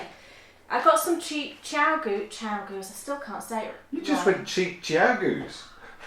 I really struggle with the word, Excuse don't me, I? this is my birthday present to I got a DPN set from Dan, which... cheap Chiaogoos? I've wanted this for such a long time and I've held off, buying it because as This you can shop see, is brilliant. I'm using 2 of them already. And Dan found this in this shop. This shop is brilliant. Really, really fabulous shop, and Fast. I've never heard of it before. It's really fast in Cornwall. service. She's lovely. Beautifully gift wrapped, and there was a little sachet of soak in there as an extra, and there were some stitch markers as an extra, which I'm actually going to use as a giveaway. I was nervous buying because when I looked at the pictures, it didn't look like the pictures in the other shops. I was worried that these were second hand or something. But I think what she's done is she's taken the photos herself. So don't be nervous. If you go on a site and you look at things, don't be nervous buying because they're not. She's great. The set was £28. You can see the sticker. Now, normally, if you go to I could Loop, have bought it from Loop, not including postage. It would have cost £42. Loop is a very expensive shop, but that just shows you. But it is the in London. cheapest I found them, I think, was 31 or 32. 35 was what you Was it sent me. 35 at Pearl Essence, and they were out of stock. So an amazing, amazing find, and I would recommend you go and look in her shop. She's got some lovely sock yarns. And it's our first experience with it, but it's been a wonderful I will experience. definitely go back to the shop. So that's gorgeousyarns.co.uk. The end So that's just a few of a things. wonderful episode. It's not everything, but it's just a few of my favourite Happy goodies. I wanted to birthday, share. Kay. Thank you. It was a lovely, lovely day, and I was kind of exhausted. I actually slept till 6:20 this morning. Didn't I do well? Which is a revelation. I'm normally up way before 6 because I just don't sleep were well. Birthdaying 20 the past night 6. away. We weren't So in I bed kind at of feel- 9:30 knitting. No. We were clubbing. Not. It Our was our perfect evening. version of clubbing. Sat on the bed, having a knit. Yes. Come on. What a week this has been already, and what a week it's going to be. Yesterday, What's in Your Oven reappeared for patrons in a monthly did slot. it? How exciting. Right. Sunday sees the brand new Bakery Best picnic. Come on. We'll be back next week with a tutorial on Tuesday and with a knit-along on Thursday and with Pop on Friday. Gosh, Super exciting. really? That's Yes. a lot, isn't it? I My know, goodness, I I know. need to get knitting. You too. Let's get knitting first. Summer of Socks. Get knitting your socks. Thank you so much for watching. Haven't they been wonderful? Yes. Thank you for waiting 2 whole days for us to come back and finish the show. I know. And thank you for bearing with me on this episode because I felt like I was totally out of sorts. Well, and So- I was catching myself that there have been many edits of things that you do not need to hear. We all get get older. So thank you for bearing with us. See you in 2 weeks for episode 51. Who's it sitting and knitting? It's Dan and Kay, the bakery bears. Enthusiasm's not quitting for Dan and Kay, the bakery bears. They'll take you to fabulous places of which their favorites they'll share. You better buy a pattern and make yourself a bakery bear. You'll find yourself in a castle while watching the bakery bears. It never feels like a hassle to sit and watch the bakery bears. What's on your shelf or what